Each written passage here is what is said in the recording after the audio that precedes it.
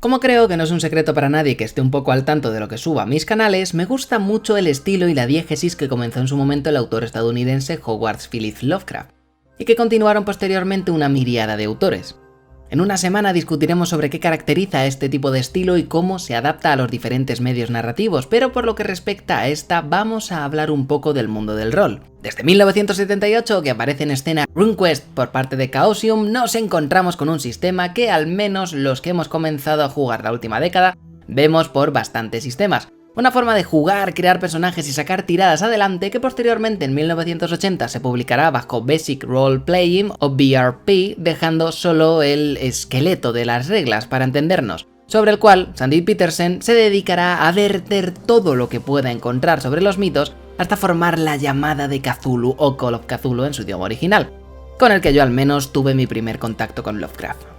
A medida que yo al menos he ido avanzando en las lecturas del maestro de Providence y en el noble arte de putear jugadores con criaturas que medran la cordura a todo aquel que sea testigo de las mismas, me he visto necesitado de adaptarme a diferentes épocas con distintos settings, pero curiosamente siempre había uno que me faltaba, que puede que sea el más obvio, pero para el que no conseguí encontrar nada para mi gusto hasta que apareció en escena el tomo del que vamos a hablar el día de hoy. Si trazásemos una hipotética línea con la llamada de Cthulhu, podríamos ver que tiene cubierto con un sistema sólido y una numerosísima documentación las etapas referidas a Edad Oscura, Edad Victoriana, años 20 y lo que en su momento era actualidad.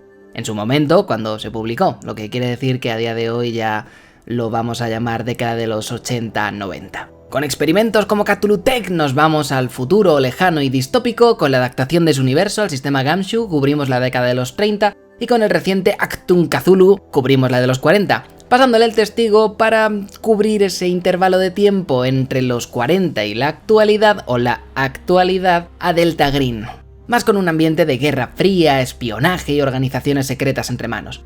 Pero claro, ¿qué pasa con la actualidad? ¿Qué pasa con la sociedad más allá de la primera década de los 2000? Pues que aunque intentos hay y siempre se puede adaptar a cualquiera de los presentes, no había encontrado todavía nada que me sirviese para no comerme mucho la cabeza y verdaderamente jugase con los elementos que trae a colación los tiempos modernos en los que vivimos, sin tener que recurrir al ya cliché de no hay cobertura para que la mitad de reglas de un sistema en concreto no se vayan a la mierda con una mera búsqueda en internet. Y esto ha llegado a mí con cultos innombrables. Hablemos un poquito de él. Desde la portada a manos del magnífico Javier Charro nos encontramos un ambiente arcano, maléfico, ritual, peligroso y decadente, que tan familiar nos es a los veteranos jugando a los juegos que tienen que ver con los mitos. Pero, he ahí la cuestión, mezclado con un panel de rascacielos actual, un móvil y una tablet a modo de tomo vetusto portador del hechizo que este obsceno ritual está llevando a cabo. Quizás eso es lo que más me gusta de este sistema, el que no busca dificultar el hacer trampa con los recursos actuales, sino aprovecharse de ellos. Citando al manual, los conjuros, la descripción de criaturas y lugares imposibles, fotografías y vídeos de seres de otro mundo y planos y esquemas para fabricar artilugios alienígenas están ahí fuera, en alguna parte. En realidad, muchas de estas cosas siempre han estado ahí, en los diarios de los investigadores que perdieron el juicio y en ajados tomos escritos en lenguas desaparecidas, conservados en el interior de templos perdidos. Con el devenir de los tiempos, parte de esta información maligna incluso pasó a estar en discos de cera, vinilos y cintas magnéticas, pero esas fuentes seguían ocultas en lugares concretos, lejos de las manos del curioso que no conociera su localización exacta. Ahora todo ese contenido está en la red y su esencia malsana, la perversión que su simple esencia supone, puede extenderse no solo de mente en mente y libro en libro, sino también de ordenador en ordenador, de tablet en tablet y de smartphone a smartphone. Así es, porque sea o no correcta la metáfora informática antes expuesta, lo que sí parece cierto es que la información sobre los mitos pervierte y corrompe los soportes que la almacenan. Si antes un viejo libro se convertía en un artefacto malvado, ahora es el ordenador el que puede llegar a tener una especie de propósito propio y latente, inhumano sin duda, adquirido como un virus por haber almacenado información que no debería existir en nuestra dimensión. A este respecto añade los tradicionales volúmenes centenarios el soporte digital como refugio de blasfemias alienígenas y corrupción inimaginable. Sea un disco duro extraíble, un pendrive, un CD-ROM o un netbook.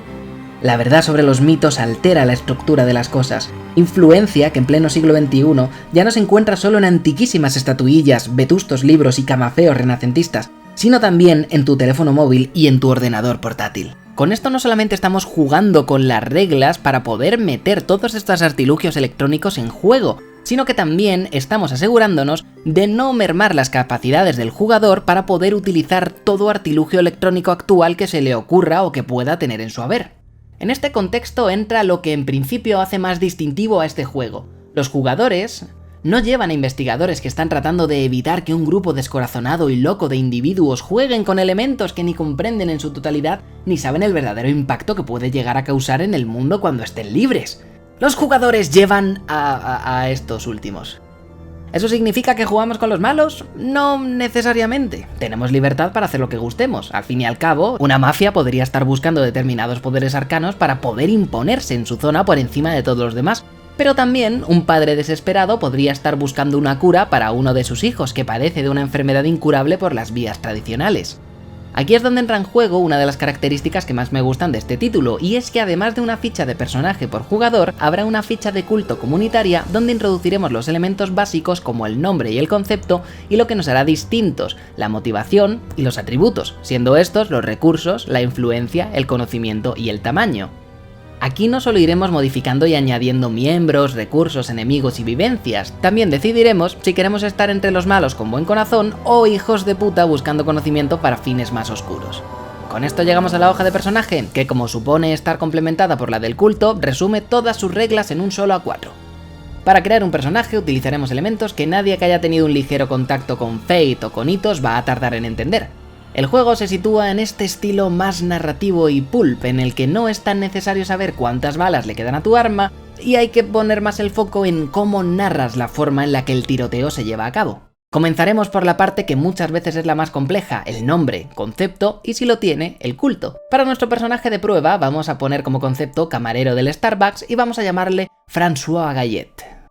Posteriormente nos vamos a las características básicas, que en este caso son solamente 4, fuerza para todo lo que tenga que ver con el aguante del cuerpo, reflejos para correr y esquivar, voluntad para aguantar influencias e influir en otros, e inteligencia para todo lo que tenga que ver con memorizar o entender determinadas situaciones o pistas.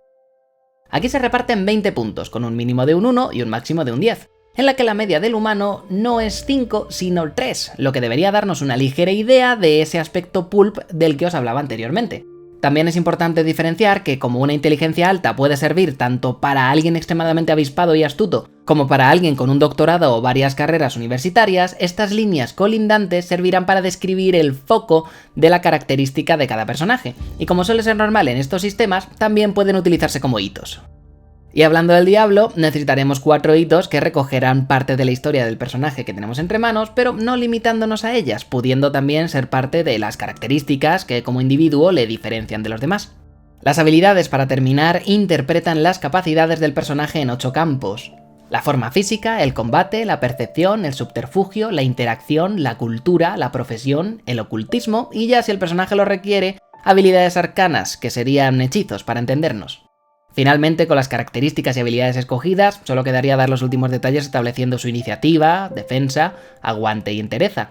Una vez rellena la ficha, lo único que nos queda es la complicación para recuperar puntos de drama, marcarnos 5 de ellos para nuestro uso y disfrute, y una cita, esas frases lapidarias que, de nuevo, podrán activar aspectos. Lo único que queda en blanco es la degeneración, que digamos es una característica que irá empeorando a medida que hagamos hechizos o jugueteemos con poderes innombrables, y que pueden hacer que terminemos... bueno, te haces una idea. Poco más que decir, la mecánica del sistema hitos consiste en tirar 3 dados y quedarse con el del valor intermedio, y al resultado sumarle tu característica y la habilidad adecuada enfrentada a una dificultad concreta que nos da la situación en la que nos estemos encontrando.